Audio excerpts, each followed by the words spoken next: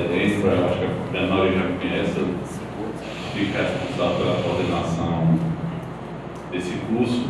A gente todo ano tenta fazer 2 cursos em Caicó, 2 em Paulo Sérgio, 2 em Mossoró. Não tenho dúvida que esse curso vai ser um sucesso aqui. Leva um QI, tem a capacidade de concentrar as pessoas no curso dele. O Mossoró foi um sucesso, a gente voltou lá. O curso eu já assisti, é muito bom, muito prático, eu acho que bem pertinente para nós clínicos que trabalhamos com a clínica todo dia. Vamos falar de antibiótico. Nós temos o Cleber aqui que vai começar. Cleber é médico infectologista, mestre em pediatria pela Universidade Federal de São Paulo, doutor em doenças infecciosas pela USP, professor da Universidade Federal do Rio Grande do Norte e membro do Instituto de Medicina Tropical do Rio Grande do Norte. Eu acho que foi inaugurado hoje. Pode até depois comentar tudo vocês sobre isso. Então, vamos dar início aqui às nossas aulas. Espero que vocês aproveitem bastante o curso.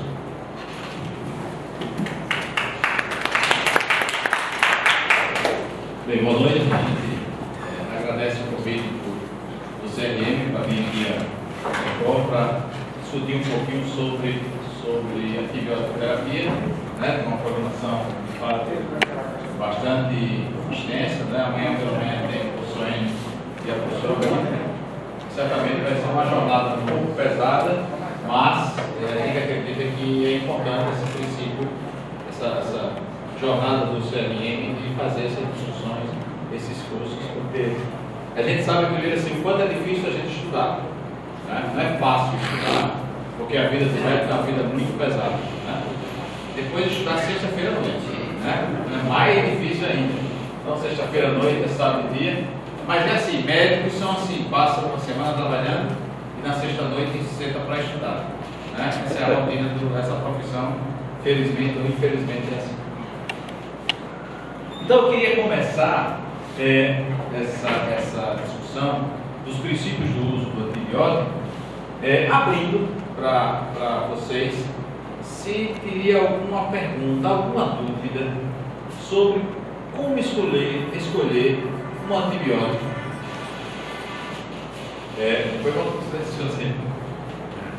Como escolher um antibiótico? Como é que você se para escolher um antibiótico? Como é que você escolhe um antibiótico? Partindo do princípio que aquela criança, né, no caso você é pediatra, já tem uma infecção, como é que você faz o seu pensamento para escolher um antibiótico? Depende da forma da infecção, porque dependendo do local, a gente já tem assim, se a gente não trabalha com hemocultura, quer dizer, você vai empiricamente tratar, né? Então, se for, dependendo do sistema, se for no sistema urinário, aí eu já vou pegar um antibiótico que seja mais específico para gram negativo. Se for de vias respiratórias, eu penso que alguma coisa mais direcionada para gram positivos. E se for que a gente nunca pega infecção assim, cirúrgica, peritonite, aí a gente nunca trata assim, geralmente anaeróbica, essas coisas, a gente não faz parte do clínico pediátrico. A gente trata mais infecções do aparelho respiratório, gastrointestinal e urinário. Então, dependendo do grupo que a gente suspeita que seja bactéria, a gente faz o tratamento empírico. E sempre que pode, a gente lança a mão da cultura que negócio só se for de urina. Porque a gente não dispõe de hemocultura e a gente faz um hemograma com uma proteína C reativa. Um hemograma de parede com uma proteína C reativa e vai ser mais para direcionar se realmente se trata de uma virose, quando a gente tem um foco evidente, a gente precisa de uma criança com uma febre obscura, deixa eu falar aqui.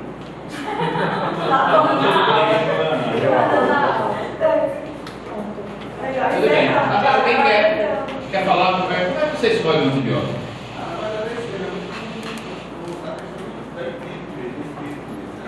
Da estatística, do local da infecção, dos padrões de frequência,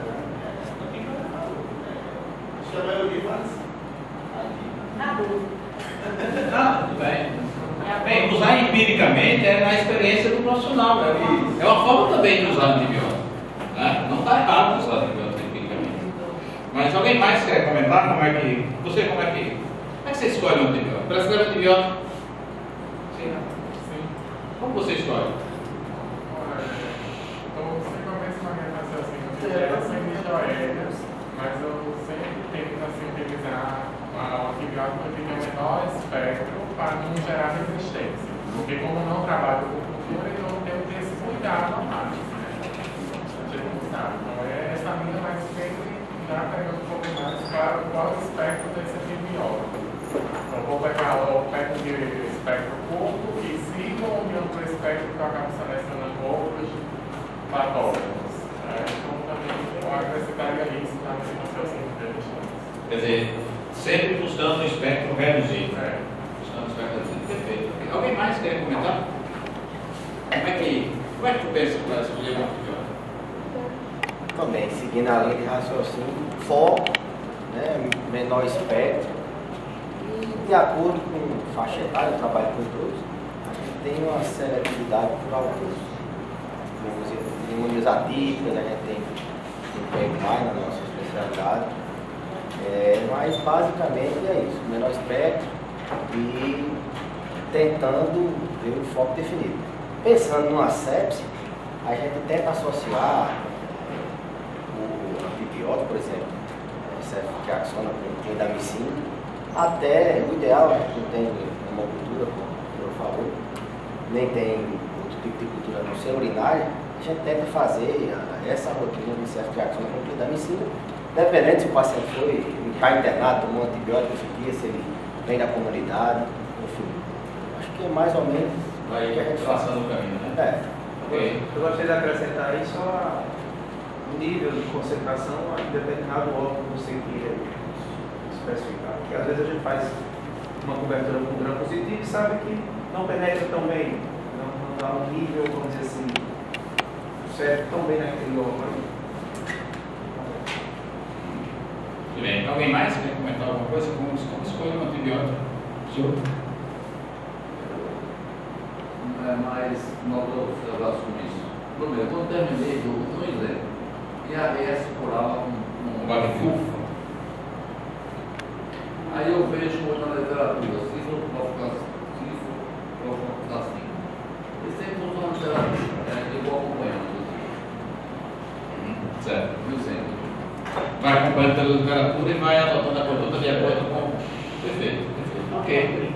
Eu acho que todos vocês estão seguindo uma linha absolutamente correta de pensamento, né? O que eu senti assim, claro, nem todos falaram, mas eu senti assim uma certa cautela, não é? No sentido de usar o antibiótico, e se a gente tem uma certa cautela no sentido de usar, certamente a gente não vai abusar, né? E abusar significa usar demais determinado medicamento ou determinada droga, e a gente sabe o impacto que o uso do antibiótico tem quando a gente usa e abusa, né? Um impacto negativo, seja sobre a economia, porque as pessoas gastam dinheiro, as empresas gastam dinheiro, seja sobre os agentes bacterianos, porque eles tendem a ficar multiresistentes, a gente perde a capacidade de tratá-los, né? E o impacto da toxicidade sobre o indivíduo, que muitas vezes não precisaria usar um antibiótico de largo espectro e termina utilizando. Então vai ser mais ou menos esse caminho que a gente vai conversar nesse primeiro encontro, e amanhã que vai ter então coisas mais específicas, né, sobre antibiótico-terapia. Existem vários caminhos, né? Todos os caminhos terminam levando a Roma, mas existem vários caminhos para a gente escolher um antibiótico. Por que é necessário esses caminhos? Para que a gente use da racionalidade. A primeira questão da racionalidade é que se siga, obviamente, um raciocínio lógico, um pensamento, que a gente demore algum tempo, alguns minutos, alguns segundos, pensando em o que fazer para esse indivíduo. Não é porque a criança está com febre alta e persistente que aquilo é uma doença bacteriana. Pelo contrário, febre alta e persistente lembra muito mais uma doença viral do que uma doença bacteriana, né? E a gente sabe quantas crianças, ou até mesmo adultos, podem utilizar antibiótico porque começaram a ter uma febre alta e persistente. Então, na verdade, a febre alta e persistente está muito mais para uma viremia do que para uma bacteremia. É difícil que a gente tenha uma bacteremia permanente, existe isso. A gente tem picos de bacteremia, portanto tem febre e fica sem febre, tem febre e fica sem febre. Uma febre persistente por conta de um processo bacteriano, quem vai ver certamente serão os cirurgiões, né? Um abscesso hepático, um abscesso subfrênico, aí sim a gente vai ver essas febres de fato persistentes. Caso contrário, as doenças bacterianas, como a febre está na dependência do processo bacteriano, ela é ocasional, você pode ter 1 ou 2 episódios de febre durante o dia e não uma febre persistente. Então, um aspecto importante, né, é a gente começar a separar o joio do trigo, ou seja, separar o que é uma doença bacteriana do que é uma doença viral, que não dá às vezes para a gente separar somente pela manifestação clínica, não dá para a gente separar somente pelo nível da febre, não dá para a gente separar somente pelo caráter da febre. É necessário que a gente utilize de outras ferramentas que nem sempre são ferramentas caras, sabe? Talvez ele não precise ter necessariamente uma cultura, até porque, ainda que eu tivesse a melhor cultura em Caicó, ela sai daqui a 48 horas. E a decisão tem que ser tomada agora, às 7 da noite da sexta-feira. Certo? Então, realmente a gente se ressente de não ter uma cultura, né? Não posso colher uma cultura. Perfeito, não pode colher uma cultura. Mas a cultura também só vai dar uma resposta muitas vezes daqui a 7 dias, uma cultura de 100. Certo? Mas existem algumas coisas que a gente pode fazer. Por exemplo, identificar o agente infectante pelo método de Gram. No método de Gram, a gente busca características morfológicas e titoriais do agente. Então, quando alguém tem uma uretrite e eu faço um suave dessa secreção uretral e tem um Gram com diplococos gram-negativos, essa é uma uretrite gonocócica. Eu posso tratá-la como uretrite gonocócica. Se a pesquisa de Gram não revela bactérias, nem Gram positivo é pouco provável, mas então cocos gram-negativos não estão presentes, essa uretrite certamente é uma uretrite produzida por clamídia. E eu vou usar outro antibiótico. O Gram vai levar cerca de 5, 10 minutos para ser realizado, uma vez coletado. E a gente pode pedir, conversar com o bioquímico para que ele faça uma coloração dele. É extremamente simples, não precisa de nenhuma formação em Harvard para fazer uma coloração de Gram. E a gente então pode fazer um Gram, por exemplo, em escarro e ver uma grande quantidade de diplococos gram-positivos, pneumonia pneumocócica. Um Gram de uma urina, bacterioscopia de uma urina, quer dizer, coisa assim, a coloração pelo Gram é um exame extremamente simples e barato e que vai lhe dar uma decisão diagnóstica muito objetiva. Um outro aspecto importante, por exemplo, foi comentado aí pelo colega, a diarreia aguda. Diarreia aguda, não há um médico que seja clínico, que atenda pessoas doentes, que não atenda uma diarreia no plantão aqui de Caicó de 12 é impossível. Se está no plantão aqui, seja no hospital privado, né, numa UPA ou num hospital público, não tem 12 horas de plantão, alguém com diarreia vai ser atendido. E aí a gente pode pedir a pesquisa de leucócitos, não é? Nas diarreias agudas, que se tem leucócitos positivos, aqui não significa nem que seja necessário usar antibiótico, mas certamente eu não vou usar antibiótico numa criança ou um adulto com uma diarreia aguda que tem leucócito negativo. Porque se tem leucócito negativo, aquilo não é uma colite, não é uma doença enteroinvasiva. Ainda que em várias diarreias, por exemplo, na diarreia por salmonela, o uso do antimicrobiano certamente prolonga a doença. E muitas vezes a gente atende o paciente com uma diarreia aguda, as fezes esverdeadas, tipo sopa de ervilha. Eu até peço a pesquisa de leucócito, é positiva, dou antibiótico que eu estou fazendo, prolongando a doença do paciente. Então é preciso que a gente saiba, por exemplo, que uma diarreia aguda por fezes esverdeadas, desde que não haja toxemia, é salmonela. E fazer antibiótico significa prolongar a doença e não melhorar a doença. Se a gente sente, por exemplo, que as diarreias agudas, elas são com muita frequência medicadas por ciprofloxacina. Certamente é um erro fazer antibiótico numa diarreia aguda, seja no adulto ou na criança, a não ser que haja sinais evidentes de toxemia, de perfuração, de sepse, etc, etc. Mas se for uma diarreia viral, a pesquisa de leucócito é negativa, aí não tem discussão. Você não vai fazer antibiótico e também é um exame extremamente raro. Outros métodos, né, a eliminação pelo látex e ELISA, não são tão frequentes, mas a gente pode usar, como Elisa, por exemplo, para diagnóstico de rotavírus e também vai dispensar o uso de antimicrobiano, né? Claro que existe, né, técnicas mais complexas de biologia molecular que a gente não tem, por enquanto, disponível na rede, nem privada, nem pública, mas como a gente comentou um pouquinho sobre o Instituto de Medicina Tropical, certamente essas técnicas vão estar disponíveis para a rede SUS nos anos vindouros, né? E você fazer biologia molecular para encontrar algum agente bacteriano. E obviamente que quando a gente consegue compor um grande número de resultados da bacteriologia, a gente consegue ter um dado estatístico. E esse dado estatístico a gente pode fazer um diagnóstico presuntivo da resistência bacteriana. Então, na maternidade de Caicó, de tantas mulheres que desenvolveram abscesso pós-cesárea, a frequência do agente isolado é o Staphylococcus aureus, resistente ou não à oxacilina. Então, essa estatística é fundamental para que a gente possa, então, direcionar de forma mais correta o antibiótico terapia. Agora, é importante que a cidade tenha um microbiologista. Eu acho que é fundamental. É fundamental. Por quê? Porque o clínico, ele necessita trabalhar em conjunto com o microbiologista, né? Eu, particularmente, quase todos os dias eu ligo, vou no laboratório de microbiologia para conversar. E a gente tem que fazer isso, porque ele vai dar as informações que a gente necessita para, não que o microbiologista vai iniciar o antibiótico, mas ele vai dar informações que são importantes para que eu mantenha o antibiótico, faça um antibiótico menos potente ou mude para um antibiótico mais potente. Então a gente tem que interagir positivamente com esse microbiologista e não ficar passivo esperando esse tal resultado que vai sair no final de tantos e tantos dias, né? Outro aspecto importante é que o microbiologista deverá estar atualizado quanto ao nome das bactérias, né? E ele repasse esse conhecimento para a gente. Algumas bactérias ao longo do tempo vão sofrendo modificações do nome, né? A Pseudomonas é uma que mudou de nome, né? Ela continua originosa, mas outras Pseudomonas mudaram de nome, e a gente fica sem saber o que é que está acontecendo naquele resultado que a gente está vendo. Um aspecto fundamental é que o laboratório de microbiologia tem uma qualidade.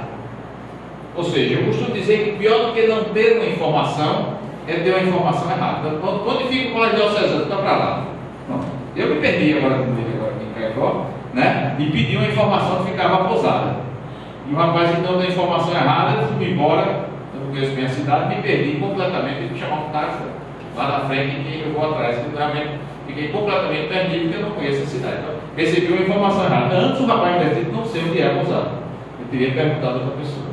Então, quando o laboratório de microbiologia não tem o controle de qualidade dos exames que faz, termina atrapalhando mais. É melhor não ter a cultura do que ter uma cultura de má qualidade. Um aspecto importante que o microbiologista deve, em especial se ele trabalha em hospital, manter um padrão de qualidade e de informações, certo? Então ele tem que manter o perfil de suscetibilidade daquela instituição. Olha, veja bem, todas as Escherichia coli do hospital maternidade, do hospital regional, tem resistência a sulfa. Então a gente não vai fazer sulfa para tratar uma Escherichia coli. Da mesma forma, né, o clínico deve fornecer informações ao microbiologista. Por quê? Porque a realização do exame depende da informação.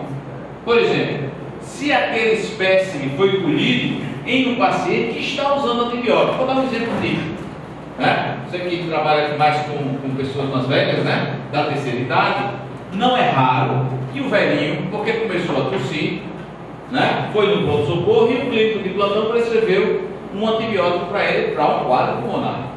Mas aquele mesmo velhinho que desenvolveu o quadro pulmonar tem uma hipertrofia prostática e faz infecção urinária de repetição. Então ele usou, por exemplo, uma moxifloxacina, que é o Avalox, para tratar o quadro respiratório. Usou durante 5 dias, foi prescrito 5 dias, e daqui a 3, 4 dias, quando termina o antibiótico, ele faz o quadro urinário. Ora, essa informação de que o indivíduo usou antibiótico recentemente tem que ser repassada para o microbiologista, para que ele perceba, né? Por exemplo, se houver um crescimento de menos de 10 a 5 colônias, menos de 10, de 100 mil colônias de bactérias na urina, mas o paciente está usando antibiótico, aquilo é significativo. Tá certo? Porque aqueles 100 mil colônias servem quando a gente não está usando antibiótico. Mas se eu estiver usando antibiótico, está lá o paciente idoso, usou até ontem uma moxifloxacina, e hoje tem uma clínica de infecção urinária, talvez o microbiologista não diga que aquela cultura negativa se cresce 70 mil colônias.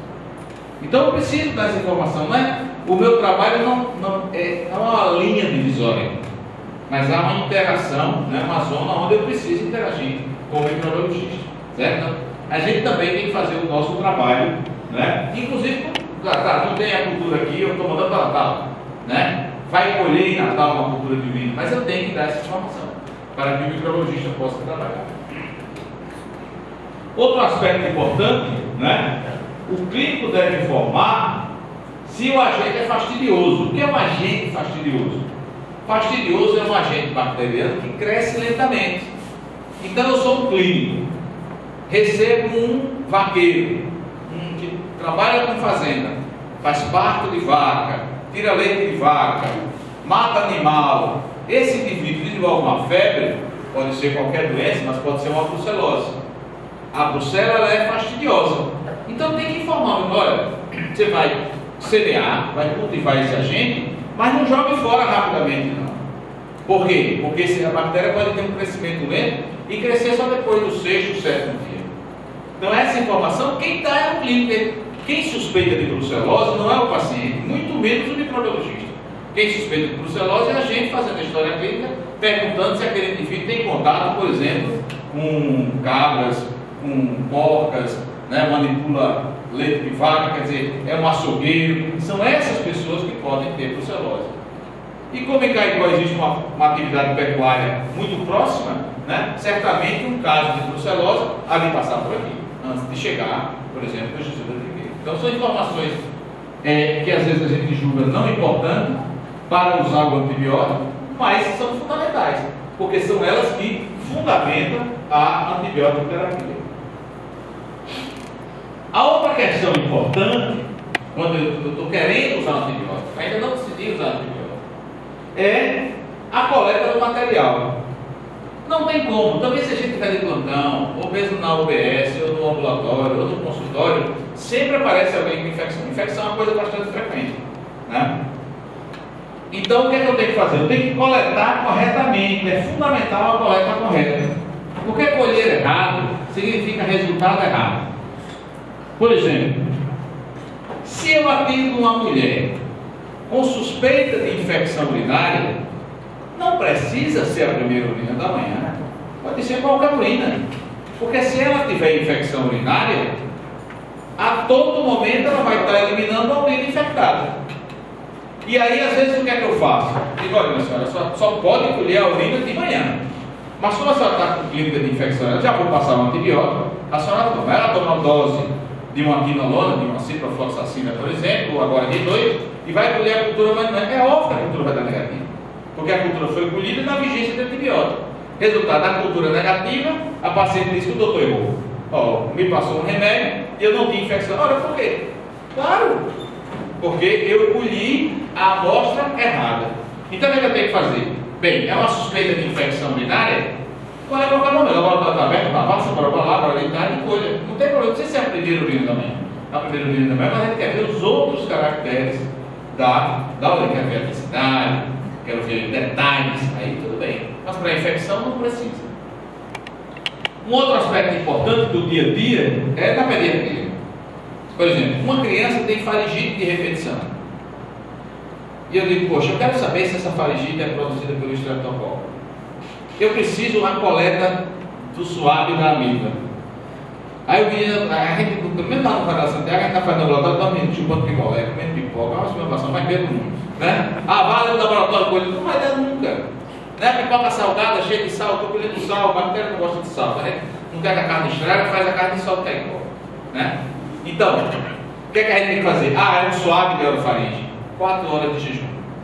Nem bebe água, nem chupa o picolé de caicó, nem come a pipoca box, não come nada, pronto. Aí você vai ter um resultado robusto. Tá certo? Não, é um detalhe que é fundamental no resultado da cultura. Porque se a cultura for Streptococcus pyogenes, naquela família tem história de febre reumática, opa, eu vou ter que usar benzatina profilática, por exemplo. Vamos imaginar assim. Não é exatamente isso que a gente vai fazer, mas um detalhe de coleta do dia a dia. Ortopedia. O paciente faz uma cirurgia de colo de fêmur, coloca lá a prótese. 3 meses aparece lá a velhinha com dor no local da prótese. E uma fístula, saindo secreção o tempo todo. Aí tá, vamos colher uma cultura. Então a gente colhe a cultura daquela secreção, manda para o laboratório, resultado, mesma coisa que aconteceu comigo, que eu fui batendo não sei nem aonde, perdido, uma informação errada. Aquela cultura que a gente colhe daquela fístula não tem nenhum valor quando a infecção profunda. Então, colhi o material errado. Se começa errado, termina errado. Não tem que acertar no final. Tá certo? Então, colher o suave de uma fístula, certamente vai ser um contaminante ao invés de ser o agente causal daquela infecção. E vou ter uma informação errada, vou fazer antibiótico errado, não vou usar a racionalidade. Então, é fundamental a coleta. Devo priorizar os focos, óbvio. Parece uma coisa óbvia, mas isso termina não acontecendo.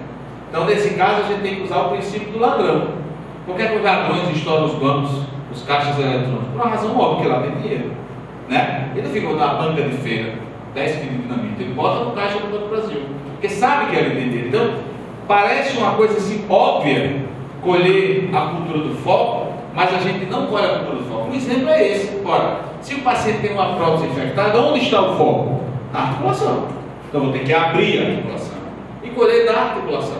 Não adianta colher da fístula, né? Um pé diabético. Onde está o foco da infecção? Não é na superfície, é na profundidade da ferida. Ou eu não colho, e como você falou, né, se baseia na literatura, eu não vou colher a cultura do pé diabético, vou me basear na literatura, é polimicrobiana, é pseudomonas porque tem sepse, e assim vai, mas eu não devo colher a cultura de uma úlcera, de um pé diabético, porque ela vai estar contaminada. Então eu tenho que priorizar o foco. Então chama o ortopedista, meu amigo, abre esse pé, né? Vamos abrir a profundidade, vamos fazer um deslizamento, lá no osso a gente vai colher a cultura. Priorizar, ali sim é onde está o agente causal. Tá certo? Uma úlcera é uma escara. Né? Quem trabalha no hospital, quem trabalha com idosos, certamente tem pacientes com escara de pressão, úlcera de derrame. E aí, colher a cultura daquela escara não serve de nada, ali é colonizante. Eu tenho que priorizar o foco. Ou eu colho do foco, ou não adianta. Certo? Porque a pior coisa que a gente pode fazer na doença infecciosa é tratar uma colonização. O paciente não fica bom, gasta dinheiro, tem toxicidade e o foco continua lá. Então, uma coisa que parece óbvia. Não, mas eu estou colhendo o foco, porque eu imagino que daquele osso, quando sai pela fístula é foco. Não é, é contaminação. Fazer a coleta do volume adequado, em especial as hemoculturas. Né? Então a hemocultura deve ser colhida de 5 a 10% do volume da cultura. Então se no frasco tem 20 ml, deve ter em torno pelo menos de 2 ml de sangue, 2 ml de sangue, para que haja volume suficiente para que a bactéria possa crescer. Então colher um pouquinho de sangue, uma melequinha de sangue, não vai servir para aquela cultura ser positiva. Eu preciso colher uma amostra absolutamente adequada. Se eu tenho um abscesso, né, esse abscesso, um abscesso hepático, por exemplo, né, que não deve ser, imagine que não deve ser uma situação muito rara aqui em Caicó. Por quê? Uma época dessa de seca, de água de má qualidade, certamente deve aumentar os índices de colite amebiana. Não tem dúvida, tem que ter. Né? Ora, se a ameba está, né, tem uma doença de veiculação hídrica, não tem água, a água está de má qualidade, cheia de carro-pipa levando, né? A gente imagina que certamente as amebas estão mais frequentes, né? Porque a água está de menor qualidade. Então a chance de desenvolver um abscesso amebiano hepático é uma chance grande. Então, se eu quiser isolar a ameba, ou se eu quiser isolar uma bactéria do abscesso, eu tenho que puncionar esse abscesso. Se é um paciente que tem um abscesso, uma ferida operatória, melhor que eu funcione com a seringa esse conteúdo do abscesso. Nós já comentamos um pouquinho não é? Sobre a coleta de sangue. E existem algumas bactérias, por exemplo, na plasmose, a gente faz um esfregaço como se fosse um hemograma e vai ver uma inclusão lá no neutrófilo. É um exame extremamente fácil de você fazer, não é? Um aspecto importante é a gente transportar corretamente essa amostra. Mas, por exemplo, se o indivíduo tem uma sonda vesical e tem uma infecção, jamais retirar essa sonda e mandar a ponta para a cultura. Isso não existe, né? Não se manda pedaço de sonda de fora, né, sonda vesical, para a cultura. Por quê? Porque certamente ali vai ter uma bactéria naquela sonda e que não necessariamente vai representar uma infecção urinária daquele paciente. Então lá os seus velhinhos, né, que com muita frequência tem infecção urinária, com muita frequência alguns usam sonda vesical de demora, porque de fato não consegue urinar sem a sonda, mandar aquela sonda para a cultura não tem o menor sentido. Um aspecto importante, por exemplo, se eu tenho uma lesão de pele, né, não colher o suave diretamente. Isso aí é um erro importante. Tem que limpar aquilo ali, né, retirar toda aquela sujidade para que colha a cultura. Certo? Oi? Voltou? Não. Agora vai.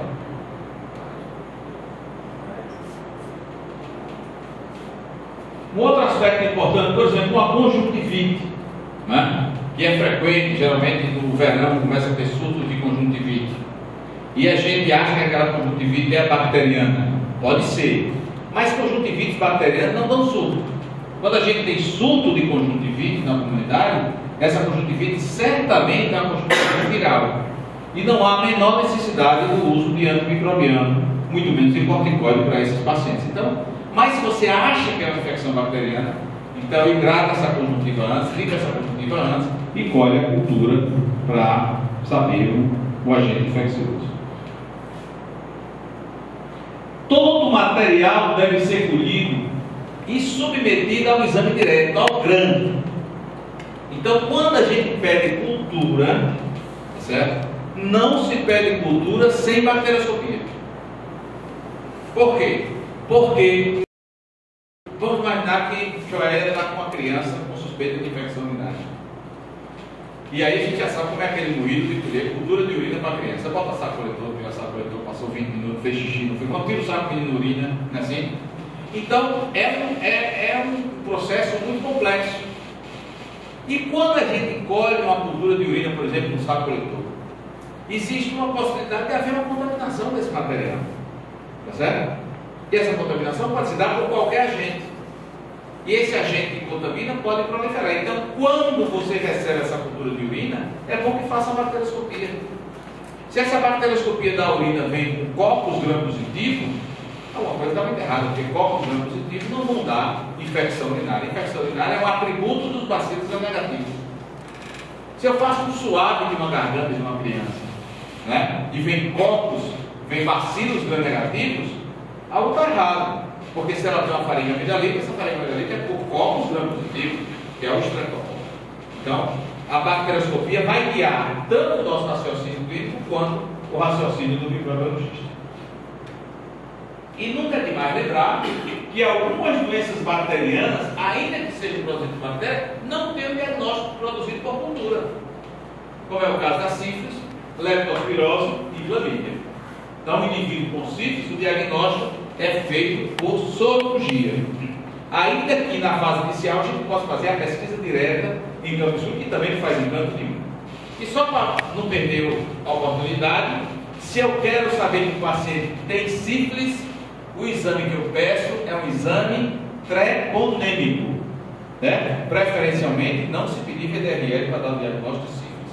Você pede uma alucinação ou FTABS. Se esse for positivo, aí sim que você vai pedir o VDRL para ver a atividade ou não de doença e aí sim fazer a antibiótico terapia de forma adequada.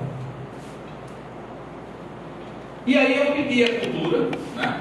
O laboratório isola qualquer agente infeccioso e eu preciso saber a suscetibilidade antimicrobiana.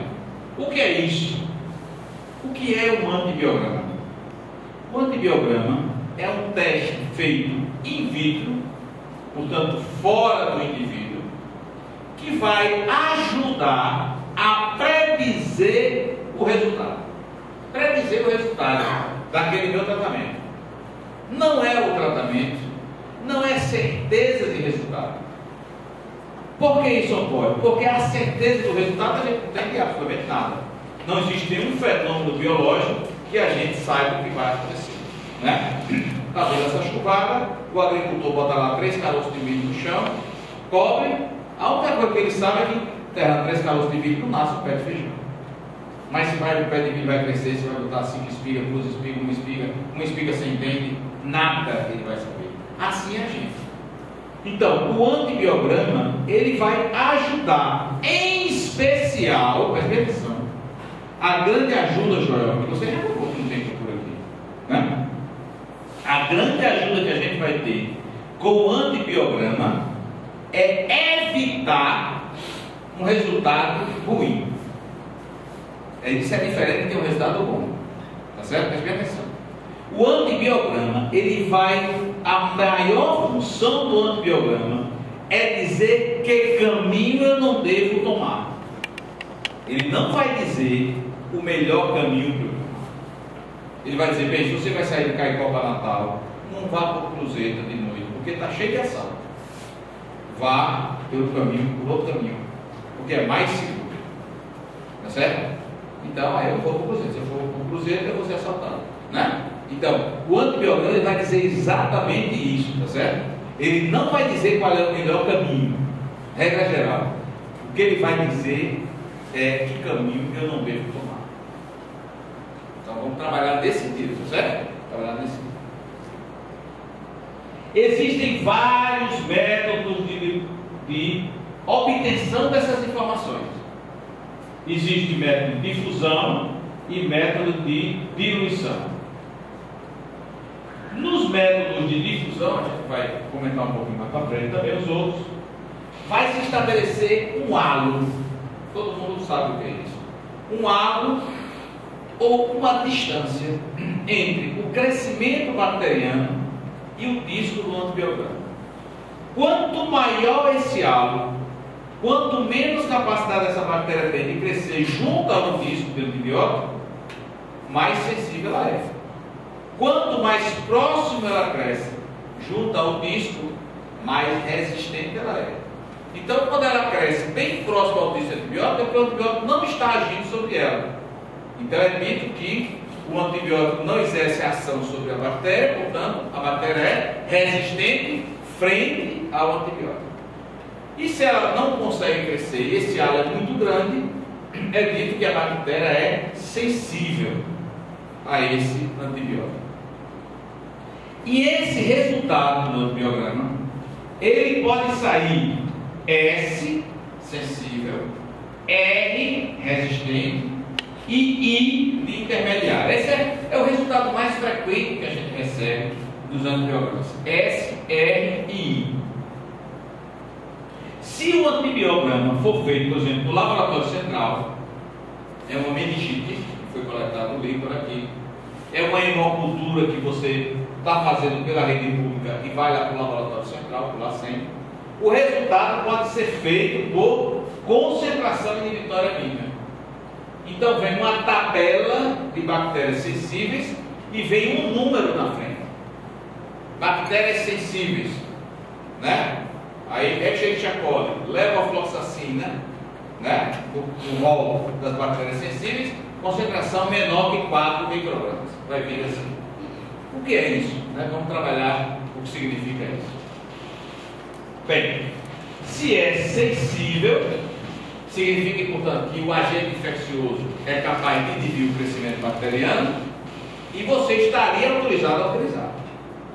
Se é resistente, significa que a bactéria consegue crescer na frente do antibiótico, você não estaria autorizado a usar. E se for intermediário, você pode usar se o agente anti-infeccioso tiver uma boa concentração naquele sítio onde existe infecção. Para que a gente não esqueça, a intermediária do futebol é uma zona do campo que fica mais ou menos entre o meio de campo e a grande área. E é possível que alguém consiga fazer o gol dali, né? Mas para que ele possa fazer o gol, tem que ter condições especiais, ou seja, o goleiro está adiantado, é no momento de contra-ataque, né? Então a gente lança a bola e pode fazer o gol na intermediária. Caso contrário, os gols, a maioria dos gols são feitos muito próximo à trave, né? Para poder cabecear, chutar, está ali na grande área, na pequena área. Então tem que ter uma forte, né, probabilidade de fazer o gol. Na intermediária a gente só faz se as condições forem muito favoráveis. Então, se eu tenho um agente infeccioso com sensibilidade intermediária a uma quinolona, uma ciprofloxacina, mas eu quero tratar uma infecção urinária, eu posso usar um antibiótico intermediário. Por isso que existe esse intermediário. Quer dizer, eu só posso usar um antibiótico com ação intermediária sobre um agente infeccioso se somente se a bactéria estiver no local onde o antibiótico tenha excelente concentração.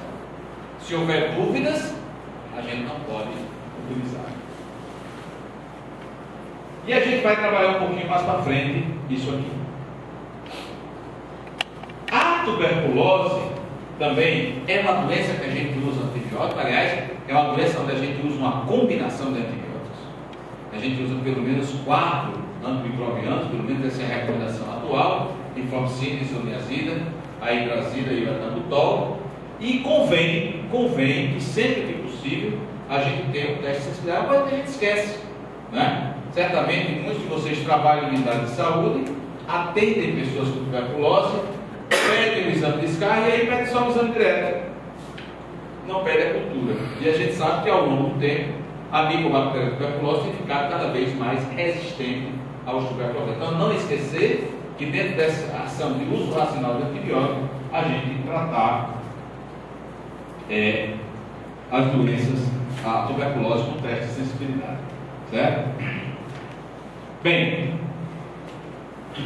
é importante, embora a aula seja de antimicrobiano, é importante que a gente dê das doenças virais, porque as doenças virais, elas muitas vezes simulam uma doença bacteriana, pela febre, pelo comprometimento do estado geral. Quem nunca viu um caso de dengue evoluir para óbito, e morre mesmo. E a grande maioria dos casos de dengue que morrem termina usando antibiótico. Então, às vezes, a gente esquece que uma doença viral pode ser grave. Febre amarela é grave e mata, dengue é grave e mata, né? Várias doenças virais podem matar. As doenças virais, já sabem disso, no período neonatal, são de extrema gravidade e podem matar, como a rubéola congênita, o citomegalovírus. Então, as doenças virais podem às vezes mimetizar uma doença bacteriana, a gente se dando a fazer antibiótico e os pacientes não melhoram, né? Até o vírus essencial, né? Nós temos vários casos de Natal de morte pelo metapneumovírus. Morre mesmo. E morre usando antibiótico, não adianta fazer antibiótico para isso. Então, sim. Despercebida tem uma leucocitose, a coxa de neutrófilos, e julga que é uma bactéria, é o adenovírus que está. Exatamente. Eu lembraria, a gente coloca isso numa aula de uso racional de antibióticos, porque algumas doenças virais, veja bem, não é raro, pelo menos o infectologista, quando certamente atende isso também, a gente recebe um paciente que tem uma febre há 10, 14 dias, que está há 10 dias usando antibiótico, e aqui não citomegalovírus. Certo? Então o paciente tem o citomegalo e usou antibiótico 10, 14 dias sem nenhuma função. Então, pelo menos nessa racionalidade do antibiótico, que a gente atende. Poxa, se o meu paciente tem uma doença febril aguda, eu estou fazendo antibiótico, segui os passos, estou fazendo direito, e o paciente não melhora, será que não precisa trocar o antibiótico? Mas quem sabe, essa doença é uma doença viral. E aí, vamos entrar, né, um pouquinho mais na escolha do tal antibiótico, que foi a pergunta que a gente fez. Como é que a gente escolhe um antibiótico? Que caminhos a gente deve seguir? Que perguntas a gente deve responder? Não é? Isso serve para qualquer especialidade. Não importa se Gerson é cardiologista, né? Não importa se eu sou pediatra, não importa se eu sou clínico geral, sempre eu tenho que seguir essa rotina para que eu erre menos na minha escolha. Primeiro, obviamente, é o quadro clínico. E eu diria o seguinte, isso não está nos livros, é uma percepção minha da prática. embora hoje em dia se fale muito mal da prática médica, né? Dessa questão empírica, mas a ação da gente, a grande maioria das vezes, é feita empiricamente. É pela experiência, por estar até errado tantas vezes, que a gente começa a acertar. Não é só a literatura. A literatura não traz todas as respostas que a gente quer. Na prática, é isso que acontece. Eu diria o seguinte, excetuando-se os seus velhinhos, e realmente o velhinho é um capítulo à parte, sequelado, deve ser, aquela turma camada, é muito difícil fazer medicina com esses pacientes. Mas se eu tiver uma doença bacteriana, eu consigo estabelecer um foco, com base clínica. Com base clínica. Se eu não tenho um foco estabelecido, é possível que seja um vírus. Entendeu? Então alguém que tem, não, está com febre, cefaleia, vômito, rigidez de nuca, é uma meningite, eu não tenho condição de fazer níquel, claro que eu vou dar ceftriaxona para esse indivíduo. Tá? Se tem tosse, catarro, opa, isso é uma meningite. Mas se é só aquela febre, não deve ser bactéria. Eu vi agora, segunda-feira, hoje é sexta, não, quarta-feira, me procura uma colega médica, obstetra. Olha a história dela. Eu disse, não, colega, é uma amiga minha. Não, eu vim aqui porque, seguinte, eu, domingo, fiquei mal, assim, passei o final de semana com o marido, com os filhos, não sei o quê.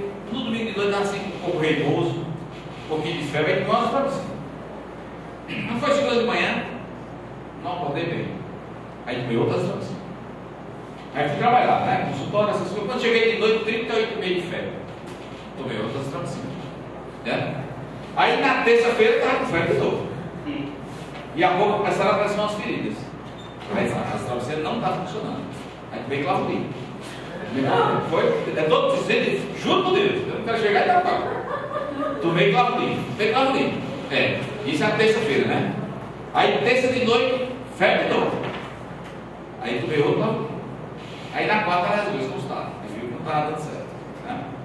Quando eu examinei, a história é uma febre, mal-estar, não sei o quê. E a doença está onde? A doença não está em canto nenhum. E a boca cheia de ferida. Menino, esse é uma gengiva extremamente viral. Não use nada. Ó, testado, fica em casa, resolver. Não vai fazer. Então, veja, uma médica, né, se automedicando dessa forma. Então, olha, toda doença bacteriana, a não ser que seja uma sepse, por isso que eu disse assim, realmente, um paciente de 90 anos, sequela de AVC, aí não dá para perguntar o que ele está sentindo, né? Ele vai fazer uma bacteriemia rapidamente. Realmente, eu diria que o geriatra seria um capítulo à parte, é uma noite à parte para tratar a antibioterapia para o geriatra. Mas no dia a dia, naquela consultinha do PS, uma doença bacteriana vai ter foco.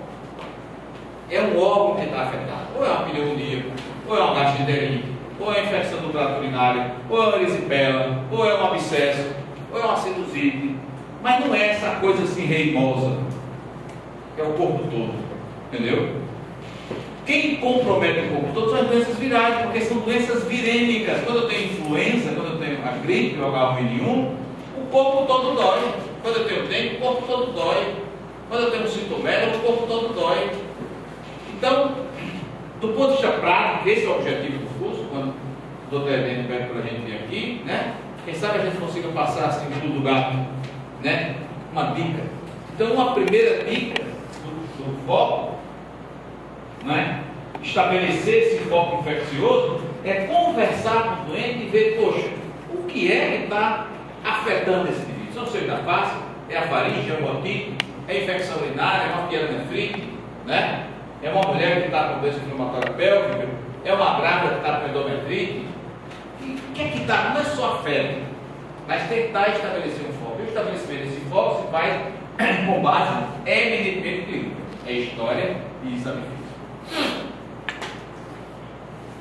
Se esse foco é passível de um acesso para a cultura, aí eu preciso fazer o quê? Cultivar. Peço o grão e faço a cultura. Às vezes, preste atenção, não precisa de cultura para fazer o diagnóstico e o tratamento da doença infecciosa bacteriana. E às vezes, tem doença bacteriana que a gente não precisa usar antibiótico.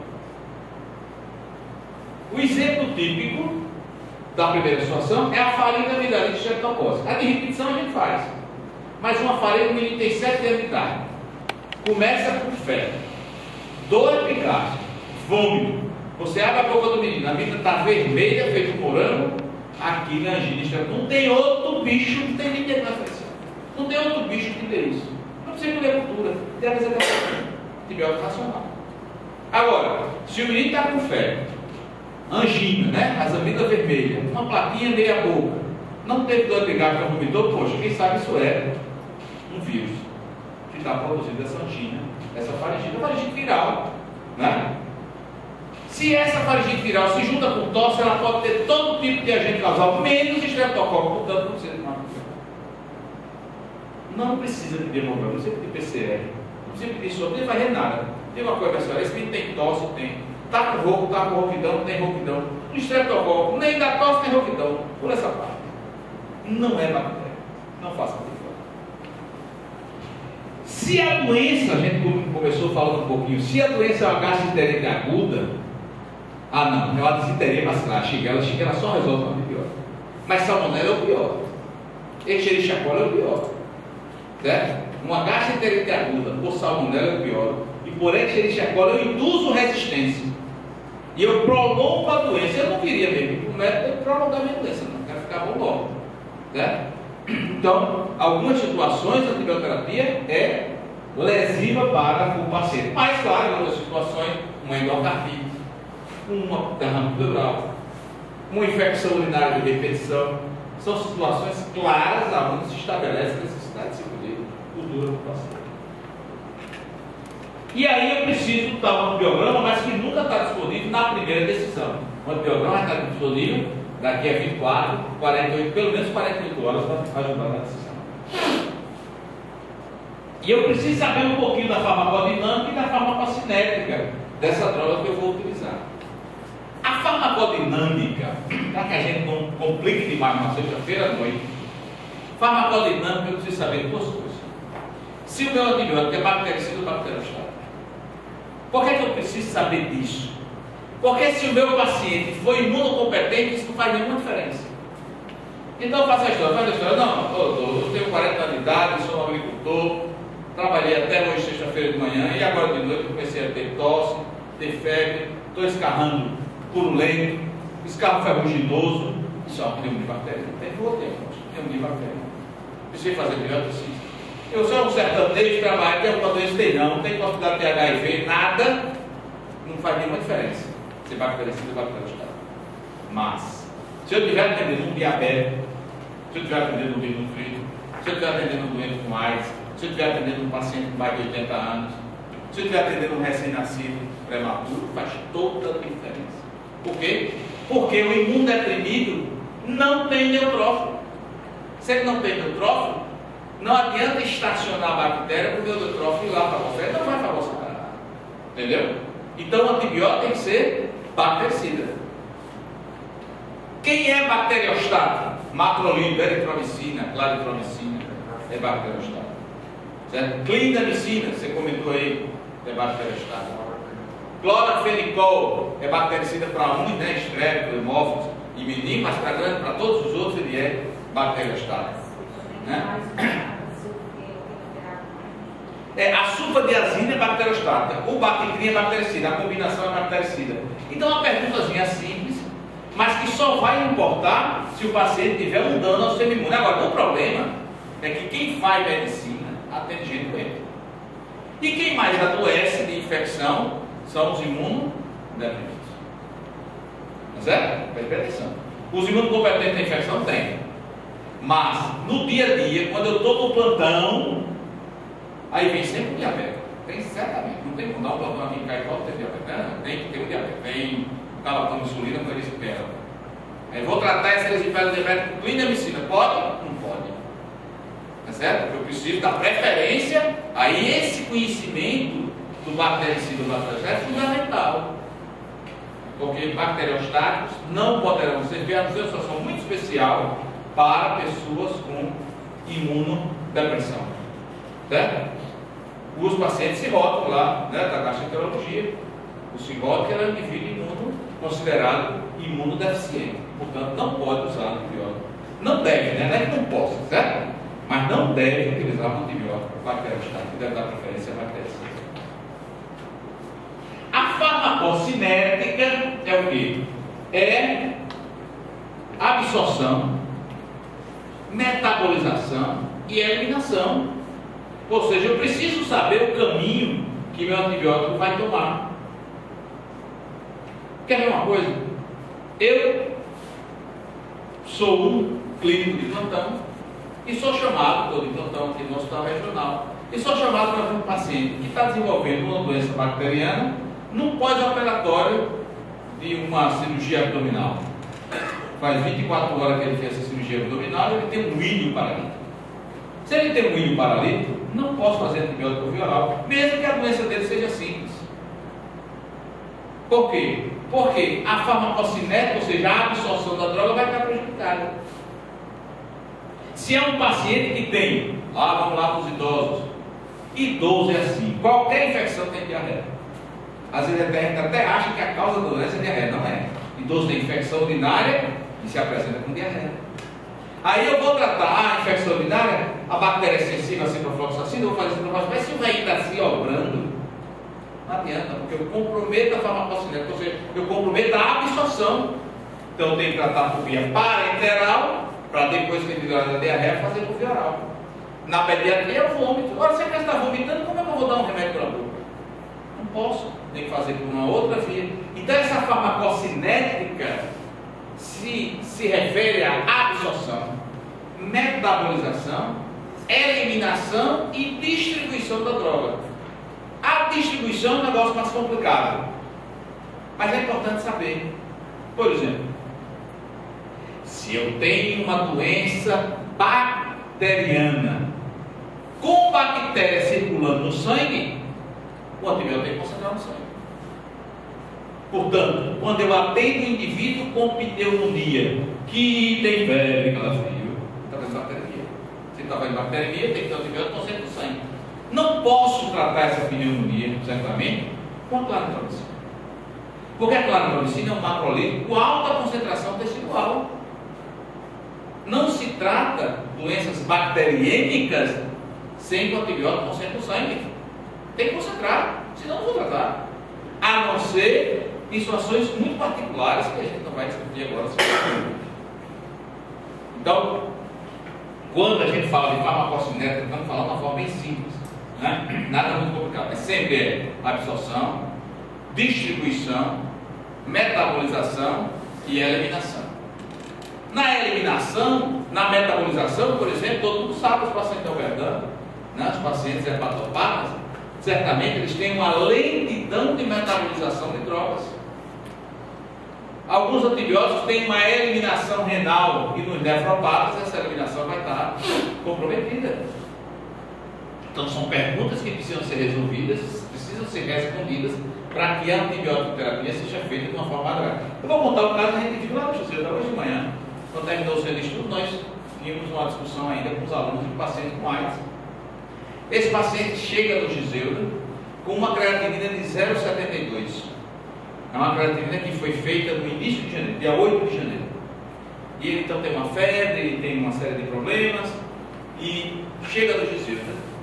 É feita algumas medicações. Com 7 dias de internação, essa creatinina dele passa de 0,72 para 1,4. Aparentemente não houve nenhuma grande mudança. Mas quando você pega 1,4 e diminui em 0,7, dá mais que 0,5. E uma elevação de mais que 0,5 na creatinina é insuficiência renal. E o paciente desenvolve insuficiência renal. Se a gente não para ver, pega o aluno, faz uma tabelinha, não se reconhece a insuficiência renal do paciente. Dentro do Giseiro. E não foram feitas as devidas correções. Por quê? Porque a gente não parou para pensar. Certo? Então, isso é um exemplo típico de que o paciente desenvolve insuficiência renal, muitas vezes dentro do hospital, por qualquer razão, porque ele desidratou, porque eu não hidratei o suficiente, porque ele tem um diabetes que leva a uma nefroesclerose, uma nefropatia importante, ele desenvolve insuficiência renal e eu não estou preocupado com a farmacocinética da droga. Antibiótico é igual a casamento. Não tem um casamento, não tem problema. Todo casamento dá. pode ser muito grande, às vezes a mulher não matava o marido, né? Uma toxicidade maligna, é igual a anafilaxia, né?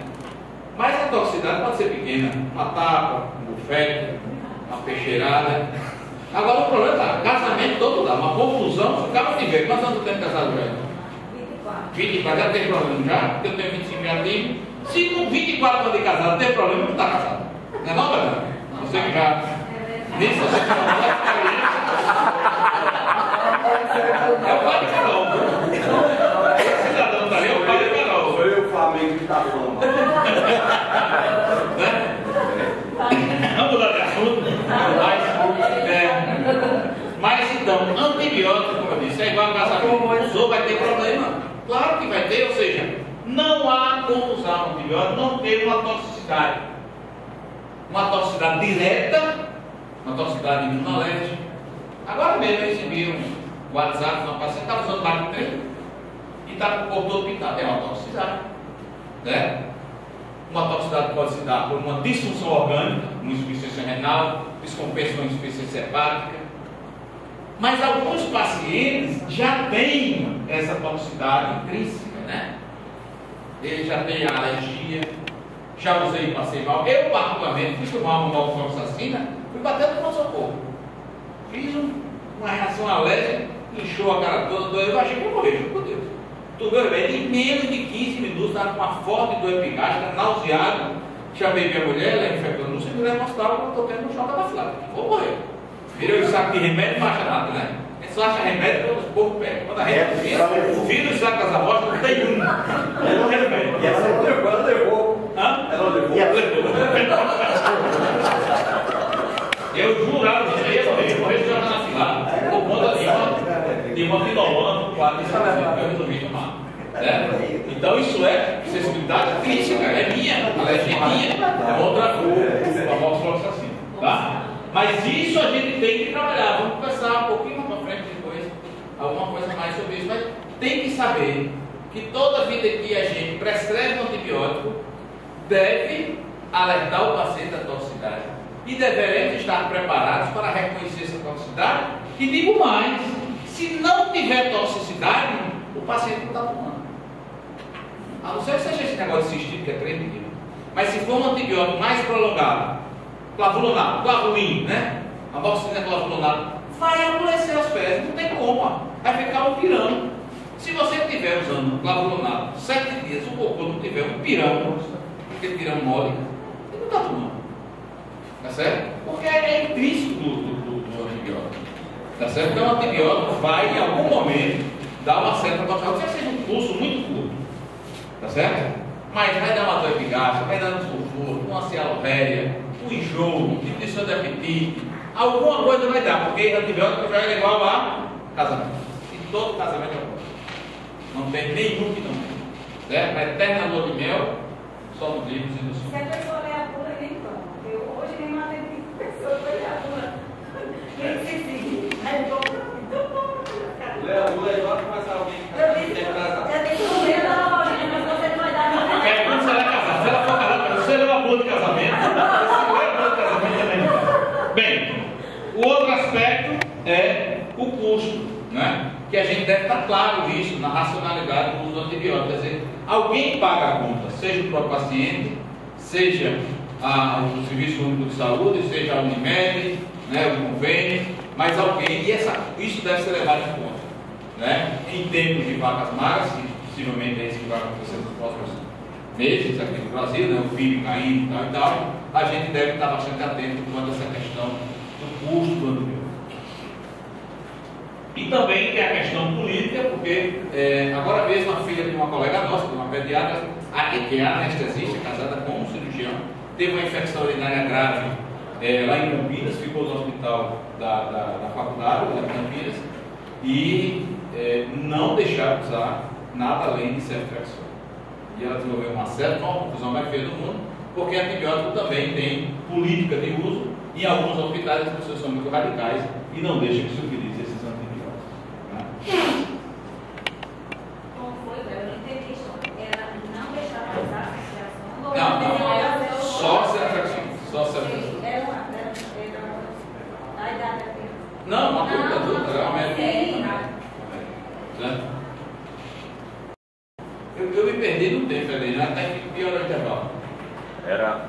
mas você pode conclamar um pouco. Tá, então dá para a gente mudar de tempo no dia? Dá. Né?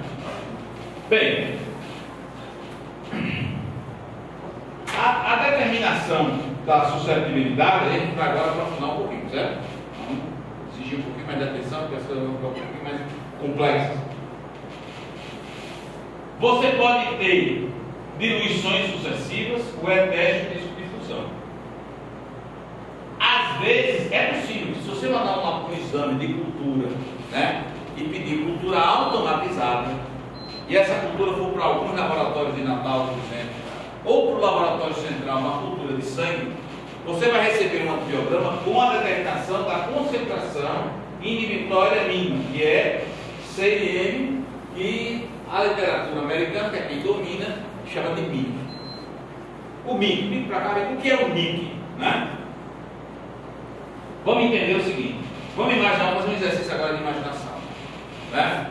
Vamos imaginar que a gente tem aqui uma série de tubos de ensaio. Esse primeiro tubo, eu tenho só o meio de cultura. Portanto, quando eu semeio o material que eu colhi daquele abscesso, por exemplo, como eu só tenho o meio de cultura, a bactéria vai crescer.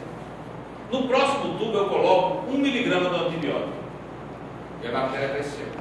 No terceiro tubo eu coloco 2 miligramas de antibiótico e a bactéria cresceu.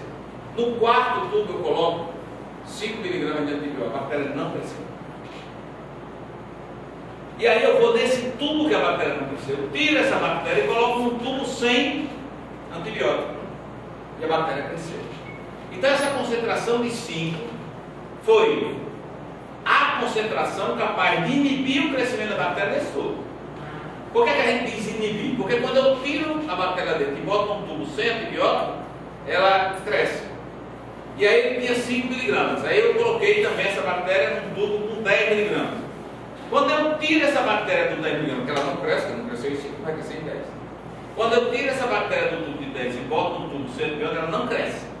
Então 10 miligramas foi capaz de matar. Então a concentração mínima que mata ela é bactericida.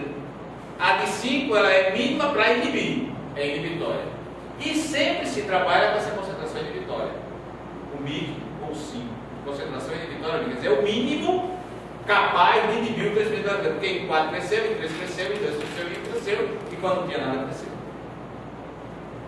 Então os testes automatizados eles vão dar essas informações da concentração inibitória mínima.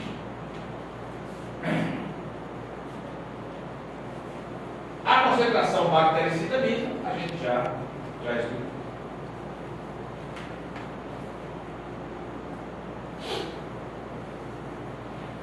As bactérias, ao longo do tempo, seja pela convivência, seja por qualquer motivo, elas adquiriram uma capacidade de resistir.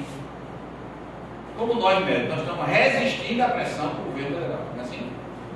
Pensa que é, né? A gente vai ter que encontrar um meio de resistir, porque os caras estão lutando por força, né? Então as bactérias, à medida que elas foram se deparando com a presença dos antibióticos, elas foram, por um mecanismo de sobrevivência, adquirindo um mecanismo de resistência a esses antibióticos. Tá? Essa resistência, ou seja, a capacidade de crescer frente ao antibiótico, ela é sempre uma capacidade artificial, verificada artificialmente, verificada in vitro, certo? Então toda vez que a gente disser, eu tenho um paciente que tem uma Escherichia coli resistente, eu só posso dizer isso se somente se a bactéria cresceu no laboratório frente ao antibiótico. Eu não posso dizer que está havendo resistência sem laboratório. Mas eu estou usando antibiótico, o paciente não fica bom. Isso pode não ser resistência. Isso pode ser persistência. Persistência é quando eu não consigo tratar uma bactéria porque um outro fator impede a ação do meu antibiótico. Por exemplo, eu posso ter na minha amígdala o Staphylococcus aureus. O Staphylococcus aureus naturalmente produz penicilinase. Mas a minha doença é pelo Streptococcus pyogenes. E Joélia prescreveu benzatina. Quando eu faço a bezetacina, que a penicilina chega na amígdala, o Staphylococcus não causa doença, mas produz penicilinase.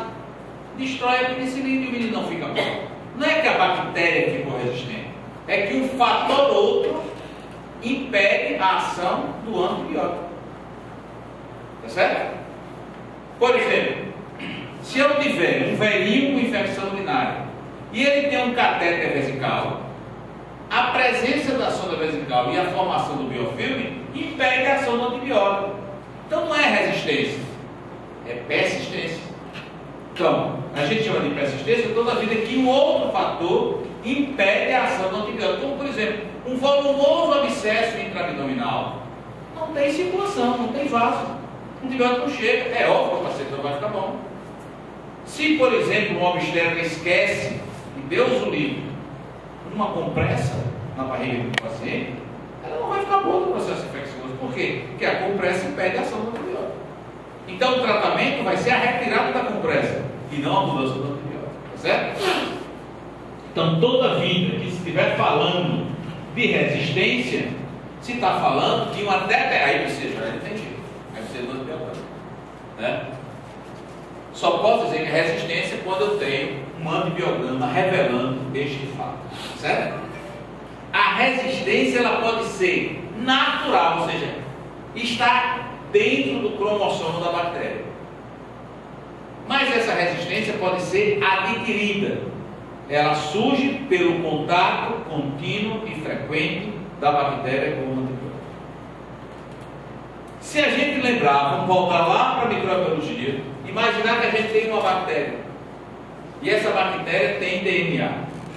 E o DNA da bactéria está em 2 pedaços da bactéria.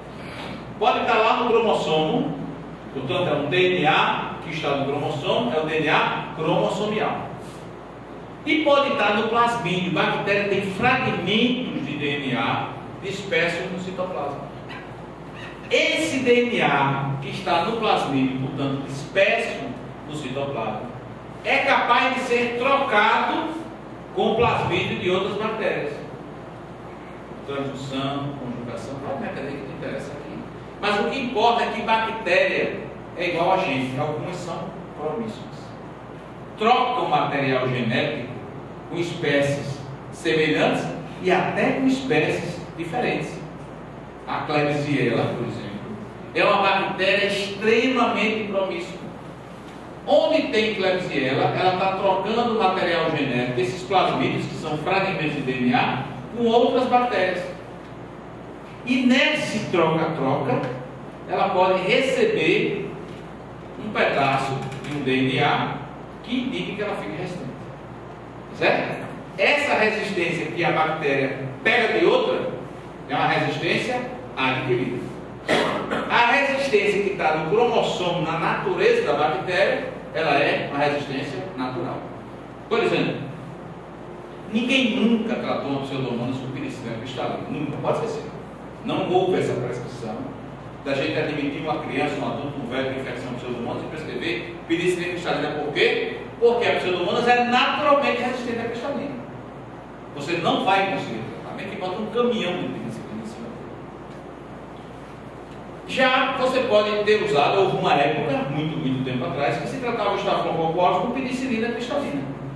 Mas ao longo do tempo ele foi adquirindo a resistência. Então a resistência adquirida. Por que eu preciso saber disso? Por que não é só o infectologista que tem que saber disso? Porque a resistência natural não é responsável por surto. A resistência adquirida é responsável por surto. Por isso que o Staphylococcus aureus, ao longo do tempo, começou a ficar resistente na Espanha, resistente na África do Sul, resistente nos Estados Unidos e agora chegou por aqui. Tá certo? Porque é uma resistência adquirida. Tá? Por isso que a gente, numa unidade de terapia intensiva, aqui em Caicó tem UTI.